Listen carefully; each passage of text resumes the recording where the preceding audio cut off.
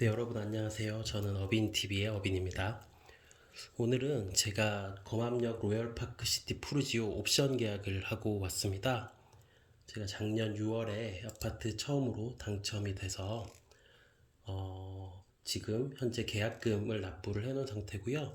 오늘은 옵션 계약이 있어서 다녀왔고 제가 어떤 품목을 어떻게 선택했는지를 하나씩 좀 보면서 여러분들이랑 공유를 해보고자 이렇게 영상을 찍게 되었습니다.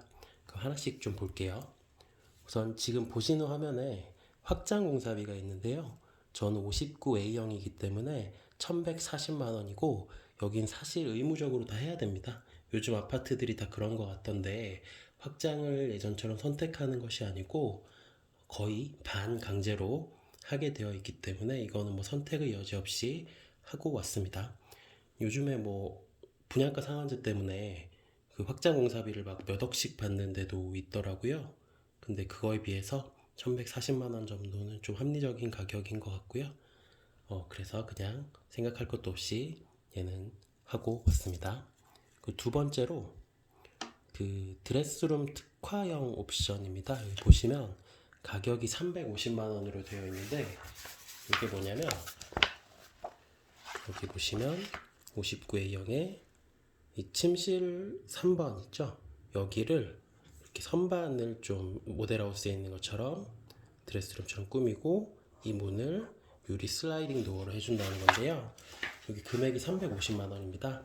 근데 뭐 저렇게 슬라이딩 도어를 해버리면 사실 방으로 쓰기에는 조금 어렵잖아요. 그래서 저는 일단 싱글이기도 하고 굳이 350만 원 들여서 그렇게 만들고 싶은 생각은 없어서 얘는 제외했습니다. 많은 분들이 아마 선택 안 하실 걸로 보이고요. 다음 좀 고민이 컸던 것 중에 두 번째로 고민이 됐던 게 현관 중문입니다.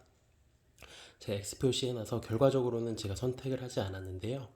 일단 중문 자체는 좀 고급스럽고 문도 얇고 레일형에다가 기본적으로 매립해서 공사가 나오기 때문에 뭐 비싸다고는 하는데 사재로 했을 때 한 100만 원에서 150만 원 정도는 면 할 수 있다고 하는데 저는 뭐 퀄리티를 봤을 때는 이게 비싼 가격이라고 생각하진 않았는데요. 그래도 한 4억 정도 하는 저희 집값 대비해 봤을 때 굳이 212만 원을 들여서 중문을 할 필요가 있나 그런 생각이 좀 들었고요. 현재 사는 집도 중문 없는데 불편함 없이 쓰고 있어서 이 부분은 제외했고 나중에 정하다가 뭐 불편하거나 하면 아기가 생기거나 해서 꼭 필요해지면 그때는 좀 사재로 하는 걸로 고민해 보겠습니다. 그리고 제가 어제 어디를 갔다가 LG 지인인가요? 그 창호 만드는 데서 LG 하우시스에서 만든 그 중문 자동문을 봤는데요. 사면동에다가 레일도 좀 매립해 있고 이래서 그런 것도 나중에 사재로 하면 충분히 괜찮겠다라는 생각이 들어가지고요. 사실 그걸 보고 얘는 좀 제외를 했습니다. 마지막까지 고민을 했었던 품목이고요. 다음으로 거실 주방 바닥재인데요.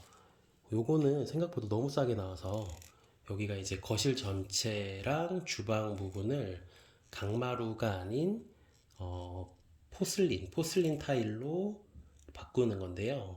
포슬린 타일이 조금 약간 딱딱하면서도 까끌까끌한 무광 재질의 타일이고요. 훨씬 강마루에 비해서 고급스러워 보이는데 그에 비해서 가격은 44만 원으로 저렴하게 나와서 얘는 사실 고민도 안 하고 하기로 결정했던 품목입니다. 그 다음이 사실 가장 고민됐던 부분이에요. 주방 상판 벽체 마감재. 여긴 체크도 안 돼 있잖아요. 그래서 제가 마지막까지 5가지 고민을 하다가 얘는 결국 하지 않는 것으로 결정을 했습니다. 그래서 이 부분은 뭐냐면 주방 싱크대 상판과 벽 쪽, 주방 전체 벽 쪽을 석영 재질, 엔지니어드 스톤으로 바꾸는 건데요. 사실은 그 석영 엔지니어 스톤을 고르지 않았을 때 선택하는 인조 대리석 부분도 크게 나쁘지 않아서 제가 뭐 아주 고급진 집에 살아본 적이 없어서 그럴 수도 있는데 그냥 뭐 일반적인 아파트에 있는 싱크대라 싱크대보다는 더 좋아 보여서 그래서 그냥 마지막에 선택하지 않는 것으로 했고요. 아마 좀 가격이 좀 비싸다는 생각이 들어서 뺀 것도 있습니다. 그래서 이 부분은 또 쓰다가 정 필요하면 싸제로 한번 하는 것으로 고민하다가 안 하는 것을 결정했습니다. 자, 다음 옵션들입니다. 자, 우선 의류관리기는 입구 쪽에 있는 그 스타일러, LG 같은 경우는 스타일러라고 하고 삼성은 에어드레서라고 하죠. 그 부분인데요. 여기는 사실 그 크기도 작고 3칸짜리거든요. 그거에 비해서 가격이 129만 원으로 좀 비싸서 얘는 하지 않는 것으로 했는데, 나중에 스타일러가 필요하게 되면 저쪽 안쪽 안방 드레스룸에 따로 놓으면 될 것 같아요. 그래서 얘는 뺐고요. 그다음에 전기 오븐도 약간 살짝 고민하다가 몇 번 쓰다가 안 쓸 것 같아서 뺐고, 다음 전기 쿡탑인데요. 여기가 이거 선택 안 하면 기본 가스레인지 3구 있어서 아예 안 하거나 아예 하거나 이 중에 고민을 했는데요. 그래도 인덕션 3구 돼 있는 게 깔끔할 것 같아서 인덕션 3구로 했고요. 하이라이트 1구가 있는 것도 고민을 했는데 뭐 어차피 인덕션 냄비 새로 살 거면 굳이 하이라이트 쓰지 않을 것 같아서 인덕션으로 쭉 하지 않을까 싶어서 인덕션 3구 105만 원짜리로 선택했습니다. 양문형 냉장고, 이게 진짜 비싸더라고요. 가격 보시면 730만 원, 540만 원이잖아요. 그래서 그게 제품이 아마 요런 LG 양문형 냉장고 제품인데요. 아무래도 좁은 공간에 59형이니까 넓진 않잖아요. 좁은 공간에 튀어나오지 않고 장 안에 딱 맞는 사이즈로 빌트인 되어 있어서 좋을 것 같긴 한데, 이거를 700만 원 주고 하는 거는 좀 오버인 것 같아요. 좀 너무 오버인 것 같고, 요즘에는 뭐 삼성 비스포크나 LG 오브제에서 키친핏으로 그 폭이 좁게 빌트인 사이즈와 비슷하게 나오는 게 있기 때문에 용량은 좀 적지만 그런 제품들이 한 200만 원대로 구매를 할 수 있기 때문에 굳이 빌트인 냉장고는 할 필요가 없다고 느껴졌고요. 그래서 제외했습니다. 김치 냉장고 사실 김치 냉장고는 저희는 59A이기 때문에 선택 사항이 없었고요. 아예 하지 않는 것이었고, 다음이 식기세척기인데요. 저는 사실 LG전자에 그 트루스팀 기능이 있는 12인용 식기세척기를 너무 하고 싶었는데, 아쉽게도 옵션에 삼성과 SK의 8인용 밖에 없더라고요. 그래서 이걸 빼고 나중에 입주하고 나서 LG 걸로 12인용으로 넣을까 했는데, 그래도 그 부엌에 저 싱크대나 이런 데 장들이 잘은 모르지만 유럽에서 수입해온 고급 장이라고 하더라고요. 그래서 굳이 여기를 그런 장을 떼고 설치하는 것보다는 빌트인으로 그냥 삼성이라 좀 아쉽지만 그래도 빌트인으로 하는 게 그 주방의 느낌을 살릴 수 있을 것 같아서 마지막에 빌트인 삼성 제품 넣는 것으로 결정을 했습니다. SK매직도 평이 나쁘진 않은데 이게 결정적으로 그 기능이 없더라고요. 이게 세척이 끝나면 자동으로 문이 열려서 습기를 배출시켜줘야 되는데, 요즘에 나오는 제품들은 거의 다 있는데 여기 옵션으로 들어간 제품은 그 기능이 없어서 제외를 했고 삼성 제품으로 결정을 했습니다.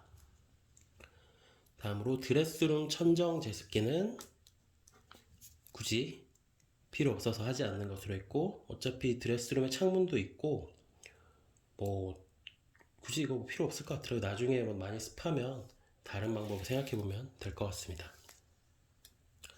다음으로 시스템 에어컨입니다.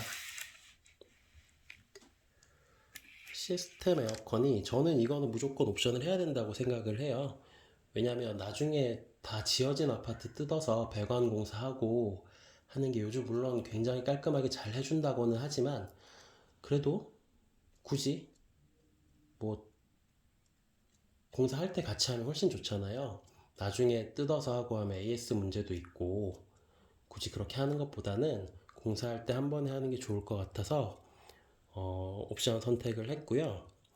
그 다음에 2대짜리를 하면 침실 2번, 3번에는 배관 공사도 되지 않는다고 하더라고요. 그래서 이 부분은 아예 4대를 하거나 아예 안 하고 현재 쓰고 있는 듀얼 에어컨, 투인원 에어컨을 가져와서 달거나 이 둘 중에 한 1초 고민을 하다가 그래도 새 아파트인데 시스템 에어컨이 있어야지 싶어서 4개짜리로 560만 원짜리 일반형으로 선택을 했습니다. 그래서 요렇게 선택을 했을 때 총 옵션 가격은 확장비 포함해서 1,900만 원 정도였고요. 1,908만 원인가 그랬어요. 1,908만 원이어서 오늘은 10%인 190만 8천 원을 이체를 해주고 왔습니다. 나머지 90%는 입주 시점에 잔금 낼 때 같이 내는 걸로 알고 있고요. 나중에 취득세를 낼 때는 이 옵션 금액도 포함해서 취득세를 납부하게 됩니다. 다행인 점은 여기가 투기과열지구인데 입주자 모집 공고가 난 이후에 투기과열지구로 지정이 되어서 취득세는 종전 규정을 적용을 받아요. 그래서 저처럼 무주택 세대인 곳은 6억 이하는 1.1%의 취득세만 내면 되기 때문에 취득세 금액이 그리 부담스럽진 않지만 그래도 취득세를 내야 된다는 거 인지하고 계셔야 되겠고요. 또 이외로 또 뭐 이것저것 들어가는 돈이 많더라고요. 그래서 그때까지 열심히 회사 다니면서 잔금 벌어야겠다 다시 한번 각오를 다지게 되었고요. 그래서 오늘 그래도 제가 첫 아파트 처음 분양받은 아파트인데 그 옵션 계약까지 마치고 와서 좀 뿌듯한 기분이 있어서 영상으로 공유를 하게 되었습니다.